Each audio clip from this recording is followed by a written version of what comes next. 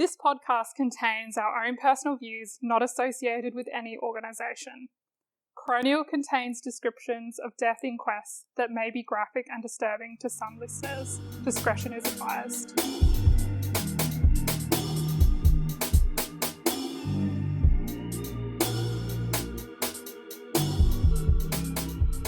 Hi everyone, and welcome back to today's episode of Coronial. My name's Emma. I'm Georgie. And I'm Alice. Thanks so much for joining us today. We are going to be taking a look at the coroner's inquest into the death of Nathan Macri, who was 37 years old at the time of his death, which occurred in October of 2018. Mr. Macri was a solicitor by trade, and he was also a loved son, husband, and father. Mr. Macri had spent the morning of Friday, the 5th of October 2018, attending client conferences at the Downing Centre District Court in the Sydney CBD. He clocked off after his last conference and met a group of friends at the Club York for lunch at around 1:30 p.m. that day. Sounds nice. Sounds like a lovely way to spend a Friday afternoon. Absolutely. Especially clocking off at lunchtime. I know, right? The dream. Do we not all do that and just not tell our bosses? No. No. That's just you. The group of 6 shared 4 bottles of wine, and Mr. Macri had a couple of glasses of full-strength beer and later a liqueur. He also ate a large main meal. Mm-hmm. From Club York, Mr. Macri travelled to Sydenham Railway Station, where at approximately 4:45 p.m. he met his friend. They walked to a nearby brewery in Marrickville, where they met some other friends. At that point, Mr. Macri had a paddle of 5 standard drinks. Ooh, that seems like a big paddle. He's having a session. When you go to a brewery and you get a paddle, usually they're like... Yeah, but if they're all smaller than heavies... that. Yeah, true. If they're all heavies, then that would be 5 standard drinks. Versus if they're all the lights, then that'll be 2.5 standard drinks, right? Yeah, true. So it very much depends which you pick, but also how generous they are on their pours. True. Anyway, he had 5 standard drinks. He had 5 standard drinks. On top of everything he'd already had. 4 bottles of wine he shared with his 6 friends, the couple of beers and a liqueur. Like, to me, the 4 bottles of wine between 6 people is that happens when you're having a good time. Yeah, and then like maybe another couple of beers, okay. For me, it's the point where he's now going to a different place to have 5 more standard drinks. Yeah, but we get the issue. He's also met up with a different friend. Yeah. So... At least he ate lunch. He did. He had a big lunch. And how long a period is this again? So they met at 1:30 for the lunch. It is now... Well, he left the brewery around 7 p.m. That's still a lot. Yeah, okay. It's still a lot. 6 This hours, is getting into... What was it? Who's the guy that had initials? FG. FG, And this is very, very similar to the FG right. one. Yeah. Yep. I'm getting that vibe. It's very similar, and I'll talk a little bit about why I chose it at the end. So, as I said, at around 7 p.m, Mr. Macri and his friend left the brewery and they travelled to the local bowling club where a band was playing. Over the next 4 hours, Mr. Macri continued to drink alcohol, including about 3 schooners of beer and 7 glasses of Jack Daniels and Coke. How is he still awake? Alive. Like, yes, but also... After the big lunch, I would have been asleep then. And then after the brewery, I definitely would have been asleep. Is he a big dude? Do we have some measurements on him? We don't know how big he is. And by like big dude, I don't mean like obese. I mean just like, is he really tall and large broad muscle mass? Yeah. that is processing all this alcohol? Yeah. Because that's We a don't lot. know. Do we know if he's a regular drinker? We don't know how regular, but he has been known to go out and drink with his friends. Okay. So the friends who are with him, is he with 3 different groups of people? No, so he's just with the 2 different groups at this point. So he's still with the same friend that he met up. But that friend doesn't necessarily know how many bottles of wine he had at lunch. Oh, yeah. And like if they're used to going out drinking together. Yeah, he might have seemed sober Yeah. when they met. Yeah. Yeah, that's right. And we talk about it a little bit more, but the friend didn't think that he was overly intoxicated Yeah, right. by the end of it. So, I mean, didn't say that he's a regular drinker, but that kind of indicates that, you know, he does drink. Yeah. He's not overtly showing signs that he needs assistance home and that kind of stuff. At this point. Yeah. Yeah. So, as I just said, none of his friends or his I think he might have been with another friend as well at this point. So there was the original friend and then he'd met up with another friend to watch this band. And none of his friends or the staff thought that he was particularly intoxicated at this point, as I said. Mr. Macquarie's friend said his level of intoxication was nothing out of the ordinary and he'd seen him like this many times before. Yeah, right. Okay. So CCTV footage from the bowling club shows that on occasion Mr. Macquarie may have displayed outward signs of intoxication as the night progressed. He tripped on a chair and stumbled a bit. However, footage of when he collected drinks from the bar did not show any signs of intoxication or lack of coordination. So he was able to go order drinks and collect them and take them back without falling any over or issues. stumbling. Yeah, or but also the spilling the bartender drinks. didn't reject him Yeah. either. No. So in theory, he didn't display enough signs to be concerned for being cut off either. No, Yeah. that's right. And as someone who's just generally clumsy, I'm sure there's CCTV of me tripping over a chair when I'm totally sober. Oh dear. So it's estimated that Mr. Macquarie consumed at least 21 standard drinks through the course of the afternoon and evening. That was a conservative estimate as That's well. a lot. Yeah. And we think over a prolonged period of time of probably somewhere around that like 10-hour mark, yeah? Yes. So you say it's a lot, but Yeah. Well, probably more like 7, 8 hours. but it's looking at 2 to 3 standard drinks per hour. Don't get me wrong, Yeah. over that prolonged period of time, I would feel very, very unwell. yeah. But I think Mm. in Australian culture, that's not that uncommon. And like Australia Day, that to me is very much a cultural day where you are expected to drink. Or it's not unexpected for people to consume a full case of beer. Yeah, true. No. Over the course of a day. Yeah. And there are some even professions and things like that where that I've definitely observed people on a Tuesday night, Wednesday night, Thursday night knocking off after work and Yeah. having large Quantities quantities of of alcohol Yeah. and then going back and being completely fine, going back to work the next day. And that's Yeah. like a very cultural thing yeah. in some lines of work. Work. Even. It's usually amongst a certain age group as well. True, obviously. Yeah. And how But- old was he again? 37. Well, it's a bit older than I would expect. Yeah. But yeah, I don't think it's entirely uncommon. But like we sit there and go 21, that's outrageous. But also then when you break it down into those smaller hour increments and then, you know, Australian culture, I think it's probably similar to what a lot of other Australian individuals have done in their youth. Mm-hmm. So yeah, I don't know. It sounds like a lot, but it's not shocking. Yeah. So CCTV footage from the Sydenham railway station shows that Mr. Macquarie and his friend arrived at the station around 11 p.m. At this point, Mr. Macquarie appears heavily intoxicated. So Okay, so things have changed. Yeah. obviously been drinking a fair bit at the Yeah. bowling club, but he didn't show overt signs of intoxication. But by the time he's left, he's obviously consumed a few more drinks. Yep. And by the time he's left, it's really hit him. Yeah, kicking in. Yeah. So he tripped up a flight of stairs and he dropped a water bottle and fell over onto his back when he tried to pick the water bottle up. Okay. So at the platform, Mr. Macquarie took off his jacket with some difficulty. He then sat down on the bench seats and had some more water, but he did spill some while he was trying to drink it. He then began to doze for a few minutes while he was sitting on the bench. Okay. Mr. Macquarie's friend then tapped his leg to let him know that the train was pulling into the station. Mr. Macquarie stood up with his jacket over his arm and he instantly launched off the seat, taking 4 to 6 steps, running in a straight path without stopping at the safety line.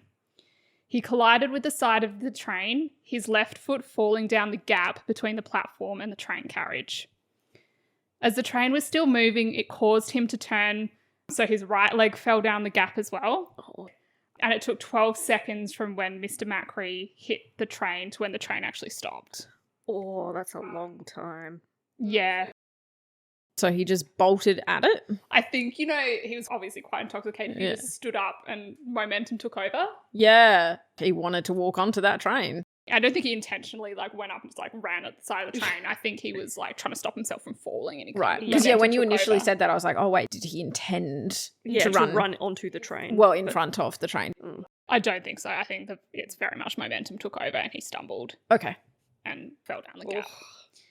So, yeah, the train was still moving when he hit, as I said. So it did drag him along 12 seconds along. while he was in the gap.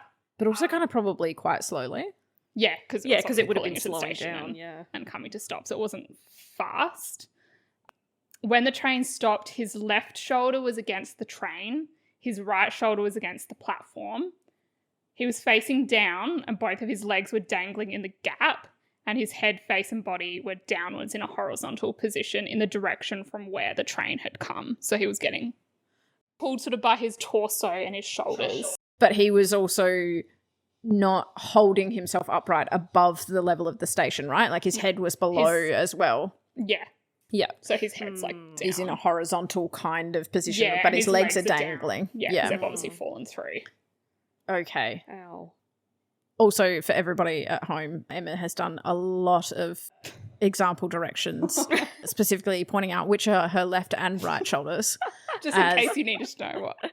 And so we have a shoulder very is. full visual experience of what's going on that you are missing out on. Thank you. Oh, dear. So the train guard exited the cabin and saw Mr. Macri straight away.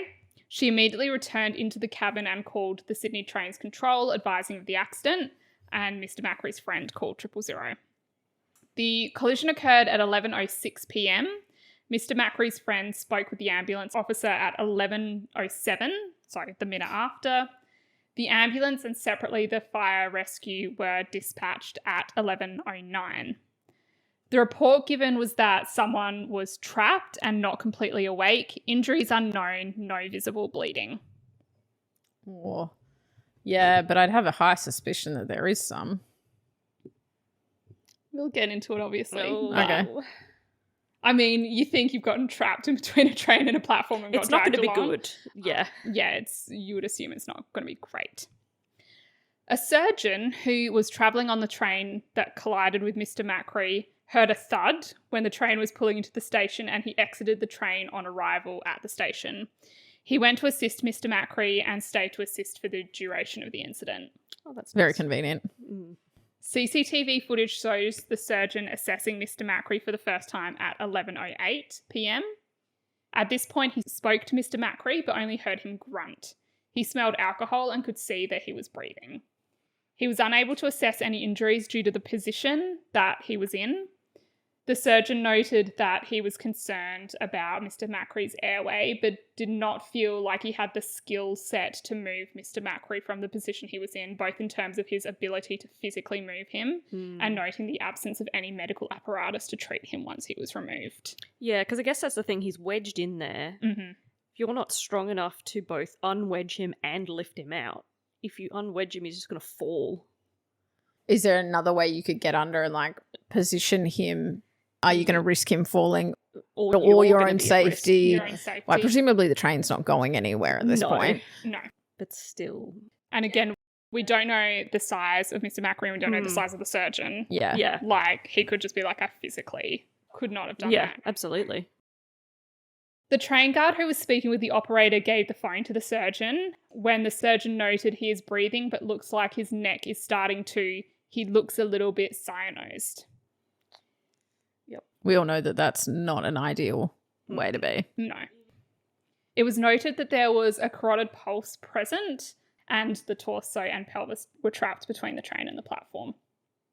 Police who overheard on the police radio broadcast were just eating their dinner nearby, and once they heard that broadcast, Decided to go check it out. they decided to come and check out what was going on, and they arrived at the scene at about 11:11 p.m. At 11:13, the incident report log was updated with patient is still breathing, becoming cyanosed, police on scene. One of the paramedics said that while she was en route, she had seen in the incident log that Mr. Macri was not breathing and he had no pulse, so she ordered a specialist medical team. The incident log had mentioned that Mr. Macri was unconscious and not breathing, but no mention that he didn't have a pulse. Right. But getting a specialist medical team, it's a good idea anyway. Yeah, Not I'm a like, bad you know what? thing. That's I'm okay with that. Yeah, it seems like a sensible thing in the circumstances. By this point, the surgeon was becoming concerned and thought there was a need to move Mr. Macri to keep him breathing, and this now outweighed his concerns that moving him would exacerbate any injuries. Yep. At this point, the surgeon with two of the police officers tried to move Mr. Macri, but they couldn't because he was really jammed in there. Oh. Wow. Yeah, for 3 people to not be able to get you out. I haven't mentioned this, but there was added issue because where Mr. Macri was trapped between the train and the platform was right underneath the doors. Or one set of doors. So they were also, I think a couple of the police officers were there like physically trying to hold the doors shut so they wouldn't open.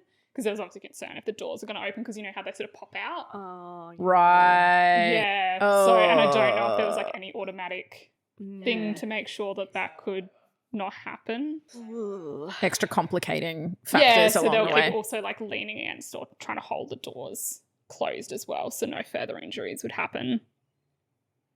The CCTV footage shows the ambulance arriving at 11:16 p.m. At the time they arrived, the surgeon was holding Mr. Macri's neck, providing a jaw thrust in attempt to keep Mr. Macri's mouth and upper airways open. Do you want me to explain what a jaw thrust is? I don't know what a jaw thrust is, Okay, so I'd love that. everyone touch like the bottom of your earlobe and you feel the back of your bone of your back of jaw. your jaw, yeah. Back of your jaw. Essentially what you're doing is pushing that forward. Oh my God, it opens your mouth. And when you... Oh my God. Oh my God, it opens. My mouth just opened. And look, it's harder because we're conscious, but when you Yeah. have an unconscious person, that essentially allows you to shift it forward and it helps keep an airway open. At this point in time, when he was doing the jaw thrust, the surgeon couldn't recall whether Mr. Macri still had a pulse at this time when the paramedics arrived. Which makes sense because your both hands are busy Yeah. doing the jaw thrust. You're not. Yeah, you're being either able to doing check the airway or pulse. you're doing circulation. You're not doing you both. can't do both. By 11:17 p.m, the platform was completely full of passengers, including those who were on the train that had all been evacuated off of the train. Footage shows police ushering them to the platform exit because obviously, you know, Get out of the way for the bystander paramedics. effect, they're all kind of Yeah. interested in what is happening. Yeah. They're all kind of circling around and they were concerned about, you know, paramedics and People fire getting- and rescue actually being able to access Yeah. the scene. So they were trying to usher them out to the exit. The paramedic assessed Mr. Macri and reported that he was cyanosed, not breathing, with nil pulse. They tried to place ECG electrodes on Mr. Macri to identify any cardiac activity, but it was too difficult because of the way he was positioned. You just can't reach where you need to. Can't physically reach. At 11:18, the rescue personnel, fire and rescue, arrived at the scene. However, by this point, the evacuated passengers were out on the street, and it took them several minutes to navigate to the platform where they arrived at 11:21. That's Almost needed to disappointing. keep everyone in the train. Yeah. I don't know. But Can you trap them on? They're going to start That's causing a difficult. riot, probably, and be like, let me off the train. Or at Yeah. least some people were, especially at that time of night. Yeah. The extraction of Mr. Macri began at 11:22 p.m, so a minute after fire and rescue arrived. The fire and rescue personnel pushed against the train carriage while police officers lifted Mr. Macri's legs onto the platform and rolled him onto the platform. And they were actually very surprised how easy it was to extricate him. right, just Oh. with the right amount of people, Or just the right Or the right- professional. the right positioning, and Yeah. And there was a couple of expert witnesses, obviously, that came throughout this, and some of them were saying it wouldn't have actually been possible for the amount of personnel that there were pushing the train for it actually to have any effect on moving the train to assist pulling him out. Right. So like, But it might have just been a placebo effect. yeah, or they've shifted him enough, Yeah. to actually get him out. a millimeter, and therefore it was enough to wiggle him. Yeah, or even just the number of hands you've got. Yeah. Fair. But in any case, it was quite easy for them to get him out. I think it took them a minute Right. to just get him. Free. Yeah. At that point, paramedics placed ECG electrodes on Mr. Macri, but did not provide any further resuscitation, and he was declared deceased at 11:23 p.m. So there was How- obviously no cardiac activity. What time was it? Sorry, that he 11:06. So it's 20, no, not quite 20 minutes. not 20 quite 20 minutes. minutes. I don't know. Is that a normal amount of time to not Seems- even attempt CPR? Seems very short, but like he was cyanotic Yeah, as he of was cyanotic like, from fairly early on, and we'll go in a little bit into detail about the positioning that he was in, but it was definitely causing asphyxia from the moment Yeah, that he was okay. trapped. Yep. And his lips had started turning blue, and he'd physically started Yeah. Okay. looking very, very unwell fairly quickly as Yep. well. So that I think the thought was that he's been down for a Mm. while, even if it's only been 15 minutes. and he had very limited ability to look after himself because he was Correct. almost semi-unconscious Yeah. before it. Well, he wasn't unconscious. Oh, he was probably unconscious pretty quickly. He could grunt back at the start, but No, but like he was so inebriated Oh, that yeah. he Yeah. had very little ability to look after his own airway Yep. True. prior to have being injured. Yeah. You know? So like it would have made that all so much harder So as well. Yeah. that's right. And there was, I didn't mention it here, but there was a point where like I think he'd vomited In that position. in that position as well. Right. So he's potentially was asphyxiating on his own vomit as well. Correct. An autopsy determined that Mr. Macri died of the combined effects of positional asphyxia and multiple injuries. His injuries were surprisingly relatively minor. Hmm. So it's mainly the asphyxiation. Correct. Yeah. So he had cuts and abrasions. There was a contusion of the skeletal muscle adjacent to thoracic vertebrae 1 and 2. But there were otherwise no fractures or dislocations save for a fracture to the right symphysis pubis. Right. Half of your hip. Yeah. So he's had a fracture there, but there was also no evidence of any intracranial injury. Yeah. There was thought amongst the police and amongst the surgeon about like, we don't want to move him because he's potentially got some serious Yeah. fractures and injuries that Could cause more damage. cause bleeding Yeah. if he Yeah. is removed. But yeah, it was just noted that he didn't have, He didn't actually sustain that much injury. no, Yeah, okay. surprisingly, for Well, if you think about it, he was only dragged and we don't think he was crushed no, too he wasn't much. crushed. Yeah. And he wasn't run over. Yeah. And so, like, don't get me wrong, like, this is us discussing it now. At the time, they very much had the right to think that there could have been more serious injury. But actually, when you then examine Break it down. what happened to him is it would be not dissimilar to, like, a drag injury rather than a crush injury, I guess. Yeah. Or even just the injury of falling between a train and the platform. Yeah. Because you're probably going to injure yourself if the train was stationary when he did that. Yeah. He would have hurt himself. But it's just that he got more wedged because of that drag Because he was motion. dragged and he got wedged in a position that obviously he was unable to breathe in. Yeah. Yeah. So the toxicology report showed that his blood alcohol concentration was 0.229. Wow. So as I think we discussed in the FG coronial inquest, that's obviously a very high. What was blood FGs? Do you remember? I think he was 0.2 or just under, maybe 0.19. Yeah, okay. So he wasn't quite as intoxicated, but yeah. again, he didn't drink. True. Whereas That's this right. guy Does. Yeah. Yep. So in terms of the outward signs, it's probably pretty similar. Yeah, as we discussed in that inquest, between 0.15 and 0.3 is considered severely intoxicated and will cause a severe impact on a person's cognitive and physical abilities. Anything over 0.3 can be lethal.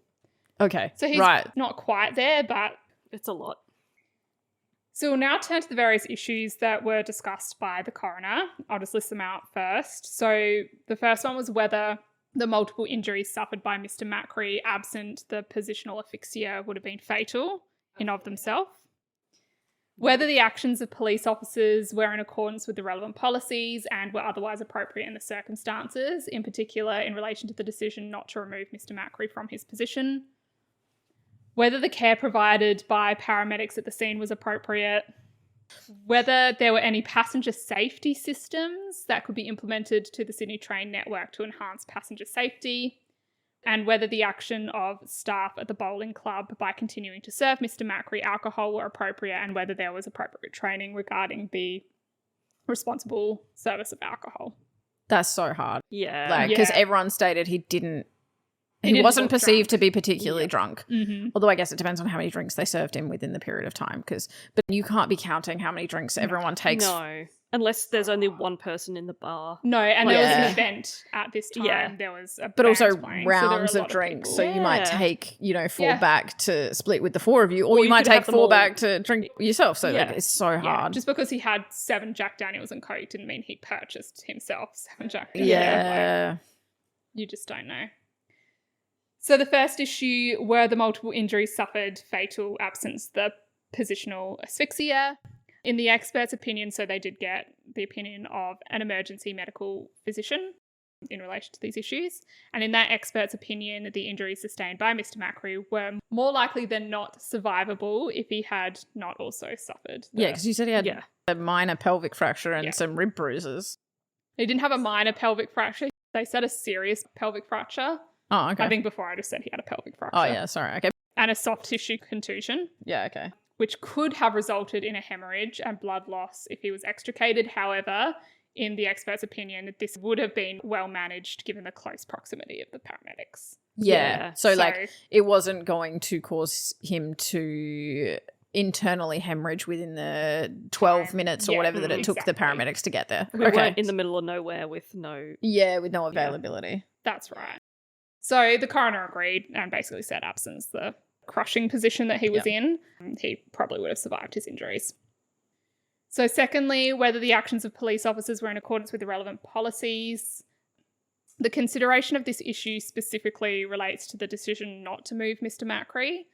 So the coroner noted that there is not any controversy at all that the emergency services arrived in a timely manner. So there was no issue about that, and he didn't go into that. However, due to Mr. Macri's unconsciousness, his deteriorating medical condition, and his trapped position, he was unable to sufficiently breathe, and he became cyanosis by the time that services arrived. There were a number of statements made by bystanders that they wanted to pull Mr. Macri out of the gap, but police told them specifically not to move him. Which, like, it makes sense that the police would be controlling that scene because they are the emergency services there and potentially they're... Yeah, they're the first responders. Yeah, and they're relying on the expert opinion that they have in that at that time of the surgeon saying, I'm concerned about further injuries if we move him. Had the surgeon not been there, would the police also have elected not to move him as well? They wouldn't have. I would say they wouldn't have moved him either. And we will talk about... got there. Yeah. Exactly. So I think that that's still an entirely appropriate decision to have made. Yeah, because police as first responders are not medical they're not responders. Medical. And there is a reason why they've called the paramedics. Yeah. I think the coroner's more just saying that this option was sort of floated with the police. Yeah. Obviously. I mean, there's two options, right? Yeah, leave him until medical assistance arrives or to get extricate him. Information from the incident report log made it clear that the train staff, police and the surgeon thought that Mr. Macri was stuck. The surgeon said that any decision or action to remove Mr. Macri was not in his skill set, as we said earlier. And the train staff are not trained or expected to remove people from being trapped. That's not in their job description either. The police sergeant at the scene gave evidence that his understanding is that a trapped person should not be moved unless there is medical help immediately available, the exception being when the person is in immediate danger. And that's hard. Yeah, because he's not in immediate danger in terms of further injury from the train. Yeah. Because the train isn't moving. That's true, he's not, but at some point before the arrival of the paramedics, the officer did activate his body camera. And they usually do that when there's concern. Right, yeah. Something that needs to be filmed. And he said that he did activate that because he was becoming very concerned of Mr. Macri's condition as he started to see his lips turning blue. So he was like, I'm pretty worried. And he accepted in his evidence that at that point, Mr. Macri was in need of immediate removal as he didn't have an effective airway. So by that point... They should have removed him. But didn't they try to remove him? Well, and they couldn't? did, and they had a little pull, and they couldn't, and they thought he was really stuck. So it's not like they were just like, let's leave him completely. No, and at that point as well, the sergeant did believe that removal was going to be, like, it was going to take more manpower, because they did try, just the three of them. And it didn't work, so he was like, it's going to take more manpower than we have. Were they criticised for not getting a bystander to assist them? They weren't, but that was... a potential kind of provided as an option. Yeah, exactly. And it actually says that he didn't... This is the sergeant that was making these decisions. Yeah. He didn't actually discuss a strategy for removal with the other police officers or the surgeon. So it was more just a thought process that he had. They tried and he was like, nah, it's not going to work. We don't have enough manpower. Let's just wait it out. But he didn't actually discuss that with anyone. Because they had professionals on the way as well. Because they had the fire rescue team coming as well. Yeah. Rock and a hard place. Like, legitimately. Absolutely. Yeah. One or the other, someone's going to make the call. And it could have gone badly. It could have either gone way. badly Yeah. if he did remove him. Exactly. They just didn't know what the extent of the injuries were. And several of the police officers also recalled hearing the surgeon say that they should not move him as he was unsure of what the injuries were. And they understood that this instruction was similar to their understanding of proper procedure with this type of instance. So you don't remove someone unless you know what the injuries were. One of the officers in his evidence referred to like a car accident, or it being like a car accident where like if a person was trapped in a car, they're not going to attempt to try and remove them from the car without fire and rescue being present. So why would this be any different? Yep. What was the safety risk to them, like in terms of their risk to fall? If they've determined that that is a higher risk to themselves, I mean, it's don't do probably it. not high, to be honest. Like, Oh, but if you're trying to get him out and then you slip. Further to that, you know, car accident sort of situation as well, you're not going to be doing things that are higher risk to you because you need to maintain your own safety while trying to help someone else. absolutely. Yes. Given the evidence, the coroner did not accept that the surgeon gave instructions to police directly whether or not to remove Mr. Macri. So there was a little bit of contention there. The surgeon said that he didn't think it was appropriate to move him. Yeah. Because he didn't directly give Yeah. instructions to the police officers on To whether say or you not shouldn't. Yeah. to move Gotcha. him. Because as he said before, he doesn't have the skill set for that. Yeah. He was just like, I'm concerned that if you move him, we Yeah. don't know what the extent of his injuries were, but he didn't specifically. Say we can't move him. We Which can is, or can't it's move then him. hard Yeah. because, like, as a police officer, You're still going to trust that you're person's opinion. going to trust the medical Yeah. expert and say, if you don't think it's a good idea, okay. Yeah. That's right. You can't pretend that you know everything all the time and just like, yes, we should No. do this because I think so. You're going to divert to someone who's Yeah. got more knowledge in the area. And the coroner did say that it was appropriate for the police to rely on the surgeon in relation to the Yeah. medical things. The surgeon did also say that he believed in this situation his role was more of a bystander with medical qualifications. So he was very much conscious that the police were the ones running the scene. Right. Gotcha. And he was the one who was taking instruction from Yeah, them okay. on what to do Yeah. as well. So that's why he was very clear in saying, I didn't tell them Yeah. whether or not to, I just gave my opinion, a medical opinion, Yeah. and then it was their decision. And like in that moment of it all happening, there's no way you're going into that level of detail of like, I think this, but just so that you know, I'm not the one in charge here. Like you would not go into that level of detail having that conversation in the moment. No, that's right. So like the surgeon may have thought, no, the police are in charge. The police may have thought the surgeon's in charge and like, yeah. Yeah.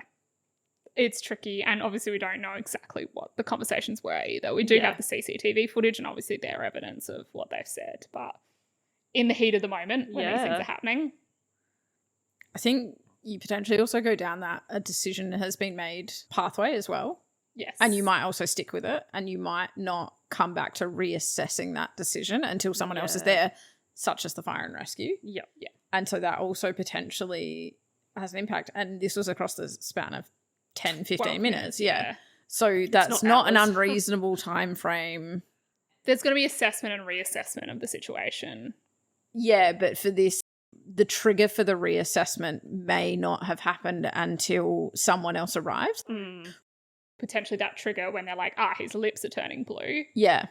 And I think that's when the thought was maybe we should move him, but they're also probably like, well, fire and rescue's also been called. They're probably a couple of minutes, which they were. They're only a couple of minutes down the road. Like, we should just wait because, again, we don't know how hard it is to be able to move him from this position. It ended up being easy. It ended up that he didn't have a lot of other injuries.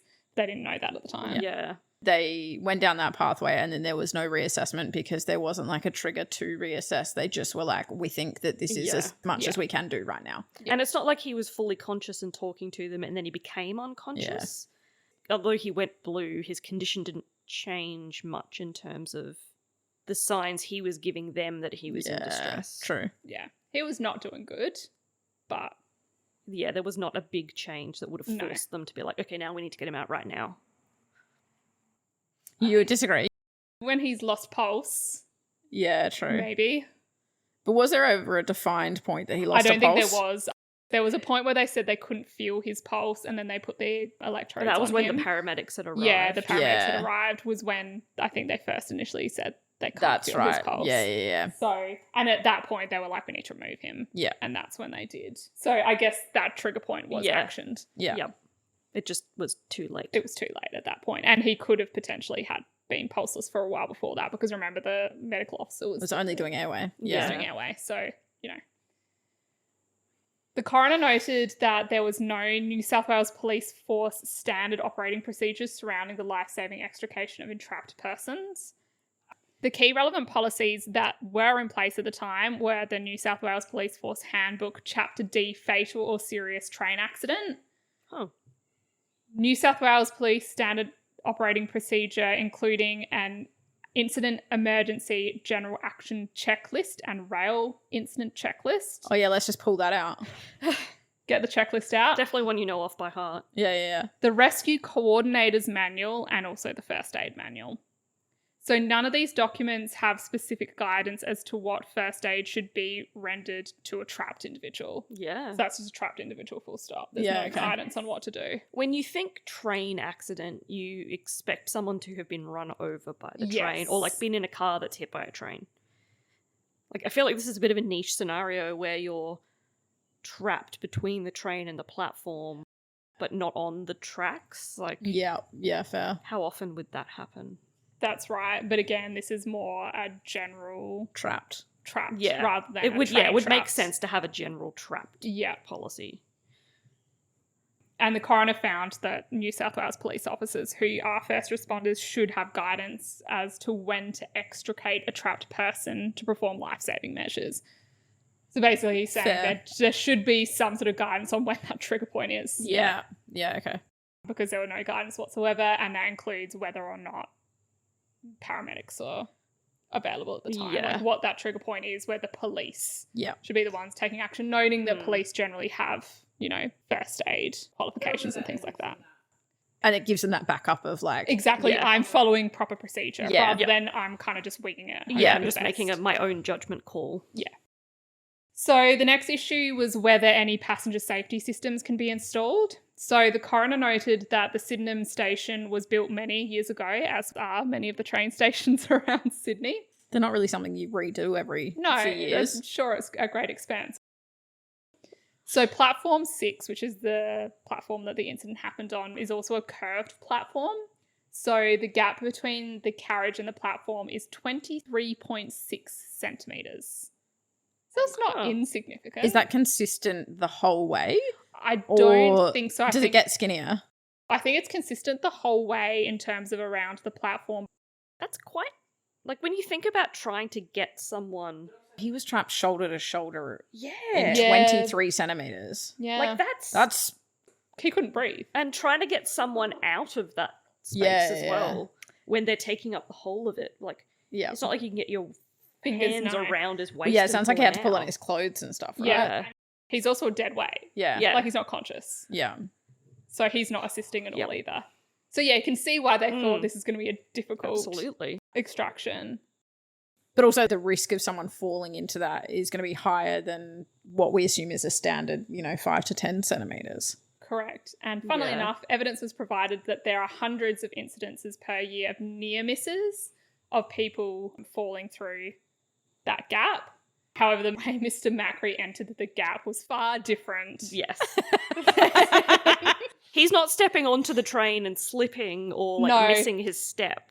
I think it's generally younger children who, like, their parents are holding their hand. Yep. And the kid is trying to step off the train and they fall down. Yep. Yeah. Or a leg falls down or something. And again, it's when the train is stationary. Yes. But what you're saying, though, is there's hundreds of incidents at this train station or just in general? I think in the train network in Sydney. Okay. Yeah. I was like, well, why have they not fixed this platform then? Okay. No, across the network. Like, it's not an uncommon thing. And there is a reason that you have the mind the gap absolutely warnings, because people do fall through the gap. Yep. Yeah. Like, it's not an uncommon thing. It's a very known thing that happens.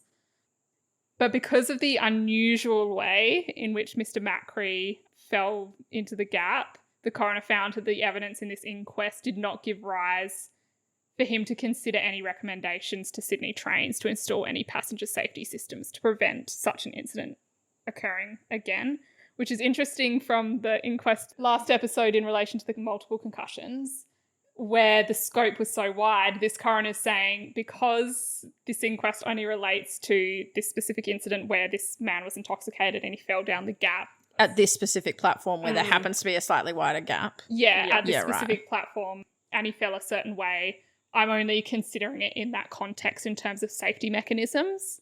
Yeah. Yeah, because is there not like a standard that you could have recommended, like all platforms should have a no wider than XYZ gap? Oh, you could, but could you imagine the infrastructure to redevelop that? But that's what I'm wondering. How hard is it to just put an extra lip onto that platform to reduce I didn't think of it that way. Yeah. I don't know what the engineering on that would be like. It would need to be weight bearing. You don't want to step on the extra lip and then fall down. And also, I don't know like to what extent they need to be able to facilitate different types of trains. Yeah. So the gap's going to be different if a different train is wider. Yeah, okay. Obviously, a rail network is going to generally have the same type of train running, but there might be circumstances where another type of train needs to run through and they need to be able to facilitate that. Yeah, when you have a goods train come through on that line or something like that, does that mean that it actually won't fit and then it's worse? Yeah, okay. Yeah. Interesting. But he didn't even look into any of it because he was like, this not is my such problem. an unusual circumstance. That's not how most of these accidents happen, so I'm not going to look at it because my scope's not that far. So it's also noted that the railway staff did not have any equipment or training in relation to extrication and that this was a specialised skill and it would not be expected of staff to be trained in this. Really? Okay. Yeah. I would have thought that they would have been educated about people falling down the gap, though. Oh, I feel like they would know that generally. And like if a person is conscious, sober, and has fallen down the gap and their arms are up, get them out. They're probably not going to be like, you can just stay down there. Like, yeah, true. Common sense would kick in and you would help them out. Yeah. It's more, these like quite uncommon when someone's extrication really procedures wedged. where it's a little bit more specialised and okay. for that reason, their procedure is to call emergency personnel for the extraction. Which you would do absolutely anyway. So the coroner didn't see that it was reasonable to expect to train people in this specialised skill when there are professionals that are trained for that. And so it's not really in their job description and probably would cause additional expense to Sydney Trains to fair. train everyone. Next issue was whether the care of the paramedics at the scene was appropriate. So the key issue examined here was whether in the circumstance it was appropriate not to conduct CPR. Yeah. Right, I forgot about that bit. Yeah. As mentioned earlier, it was the paramedics' mistaken belief that while en route to the scene that there was communication that Mr. Macri was not breathing and had no pulse. Right, so they thought it was a lot longer. They thought, right. When really it was like he may not have had a pulse, but he also may have. That he had a pulse at that time when that communication came through, but between that time and the time they arrived, he lost his pulse. Yeah, but when, like, 30 seconds before they arrived, was it 3 minutes before they arrived? So this communication was at 11:09. So that was 3 minutes after the incident, and they arrived at 11:16. The coroner was unable to determine how this mistaken belief eventuated, so how they believed that there was no pulse. But by the time paramedics arrived, they were of the belief that Mr. Macri had been pulseless for a number of minutes. Yeah. At the scene, the paramedic tried to put the ECG electrodes on Mr. Macri but wasn't able to due to his positioning. It was at this point that they requested that he be moved. Once extricated, the ECG confirmed there was no cardiac activity and no CPR was conducted. The paramedic gave evidence that she decided not to perform CPR as she deemed his injuries to be incompatible with life. That's tough because we then found out that he had no injuries or Correct. no incompatible with life injuries. Yeah. And in assessing this, she had regard to the history of the trauma. So she thought that the trauma incident was probably more severe than it was. Yeah. And the fact that he'd been crushed between the train and the platform, and also that he'd not been breathing and was pulseless for some time. Yeah. So she assessed he'd been down for a number of minutes. His brain hadn't had enough oxygen. Yeah. For that long, he's probably had injuries incompatible with life, which was incorrect, but... Yeah, I can see why they made that decision in that moment based on the information they had. Yeah. But I feel like you'd still just try. Yeah. So attached to the paramedic's statement that she gave in the inquest was an Ambulance New South Wales protocol, which is Protocol C2 Cardiac Arrest Decision Algorithm. Mm-hmm. So the protocol provides that a paramedic may withhold cardiopulmonary resuscitation if any of the following are present, and then it sets out 4 situations. So injuries incompatible with life, e.g. massive cerebral destruction. Yeah. Which we don't think he had because he didn't have any head injury as far as we're aware. And that would have to be a very major head injury for you to not. The second criteria is the patient has been deceased for some time as evidenced by rigor mortis or dependent lividity and or tissue decomposition. Yeah, okay. So they would be either. doing safety checks and stuff and they would find deceased Yes, persons exactly. at home. Who are very obviously deceased. Yep. There has been no CPR for over 20 minutes prior to paramedical arrival. Oh, that one's borderline. So it's 11:06 to 11:22 where he was declared deceased. So it's not quite. It's only 16 minutes since the accident itself. Next. The direction of a medical practitioner. Which no, there's no medical practitioner. Did the surgeon say you shouldn't do CPR? No. So she's using the argument of the life system, injuries incompatible with life, which is not correct. But it's what she thought, given the history of the trauma and the fact that he had been trapped and unable to breathe. But it said incompatible with life with head injuries? It said e.g. head injuries. Okay. So that's an example, but I just feel like that's a very high bar to be like incompatible with life. Like, because to me that means decapitation. But what evidence did she have? Did he have major bruising and all that kind of stuff? Well, he did have bruising, cuts, and abrasions. Yeah, okay. And I think she sort of mentioned that she thought he may have had some head injuries. Right. He didn't. Okay. But he might have had he could have had scrapes on his face. He had bruising, but there wasn't actually any like intracranial injuries or anything like that. Maybe some minor external injuries. Yes. Yeah. Which may have made her think, he's really severely hit his head. He's probably got a skull I don't know. Yeah. It didn't go into any of that detail. And I don't think the paramedic should have to defend that, like, to that level of detail of, like, you know, each minor thing, you know, made me conclude that it's like this person got hit by a train. Yeah. Is essentially what you're presenting to. They were not breathing, and I understood they had not been breathing. For a prolonged period of time. Yeah. And they were cyanotic and trapped in an asphyxiated position. So we presumed that this was, in fact, not a survivable injury. Yeah. And the expert agreed that at the time Mr. Macri was placed on the platform, his injuries were incompatible with life, not because of the culmination of the injuries, but because of the positioning that he had. Yeah. Where he was unable to breathe. Yep. Also remembering that he was severely intoxicated. Yes, which is never going to help your breathing. It's not going to help the situation. So in her expert opinion, at that point, successful resuscitation was unlikely. Yeah. Yeah, which is fair. Yes. The coroner agreed and found that the paramedics gave an appropriate level of care and skill at this scene. So maybe a little bit more controversial than some of the ambulance. Yeah, the other previous ambulance reviews we've had. Yeah. Still found that everything was okay. And then finally, whether the actions of staff at the bowling club were appropriate. I assume yes. Had he have not run into a train and died? Wouldn't have been an issue. Yeah, like if he was just regular intoxicated and got home.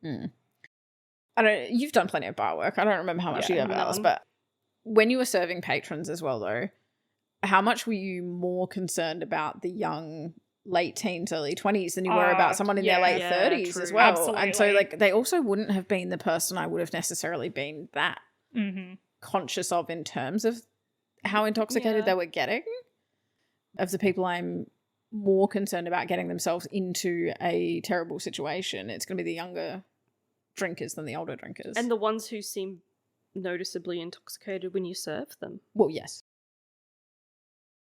So, as we've already been through, the evidence shows that Mr. Macri was severely intoxicated at the time that he died. Earlier footage of Mr. Macri at the bowling club shows no obvious signs of intoxication. The inquest heard numerous statements of staff at the club, and none of them thought that his behaviour was indicative of intoxication. And even Mr. Macri's friend did not think he was overly intoxicated. Yeah. On the night, the staffing and patron numbers were compliant with the club dance party policy. Love it. Because they were having a band over, which included specific responsible service of alcohol provisions. So they're all compliant with their policies there. And given this, the coroner found that the continued service of alcohol to Mr. Macri was appropriate and that the bowling club had sufficient procedures in place regarding the responsible service of alcohol. Yeah, that's not surprising. Yeah. Not much to be done there. So there's one recommendation that came out of this inquest.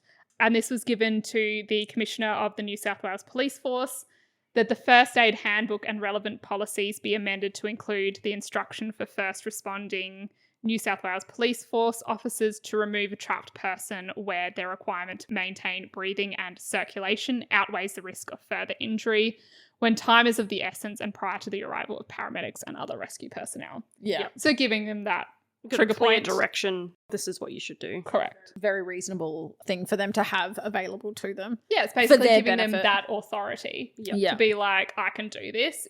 I can make that judgment call, Yeah. basically. Yeah. But I'm still not convinced whether they would have in this situation, because it sounds like even though he was not giving them direction, that they still felt that the medical practitioner had the right to sort of suggest not to move him. Yes, that's the vibe I'm still not even getting. convinced, even if they had this, that would have changed that. Mm, And it may not have changed the outcome either. yeah. And they actually did give him a bit of a tug to try and pull him out.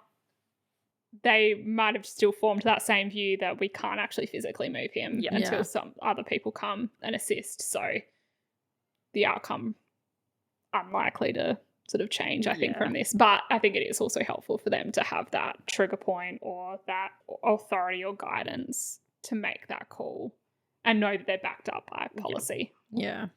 It's a reasonable recommendation, Yeah. Absolutely. in my view. So that's it for this episode, but I thought I would just touch on why I chose this one because it Ooh. seems a little bit out there. But I was reading an article recently.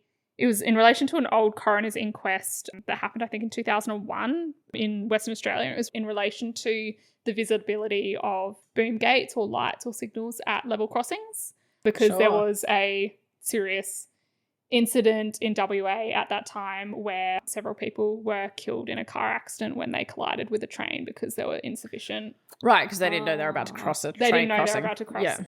And I really wanted to do that inquest, but I couldn't find it anywhere because it was an older inquest and obviously hasn't been published online. So I just searched for other train-related Right. That's how we got here. and that is how we got here. So it is a little bit a left of centre one and definitely one of those ones where you're sort of like, oh, it's a bit of a freak accident. But also reading it, I was like, you can see it happening. Yeah. Like Yeah. someone Yeah. falling down that gap. And it's something, well, it's never happened to me, but whenever I'm jumping over those things, I'm always like, what if I like drop my Yeah. phone or whatever? Yeah. Through here. And I have seen videos of where kids have fallen down. Mm.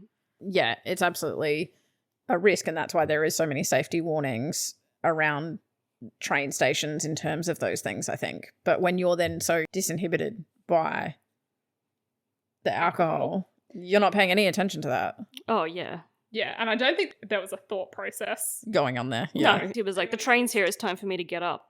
And that's it. An interesting case nonetheless. Absolutely. So thanks everyone for listening. I hope you enjoyed today's episode and we look forward to catching you next time. Bye. Bye.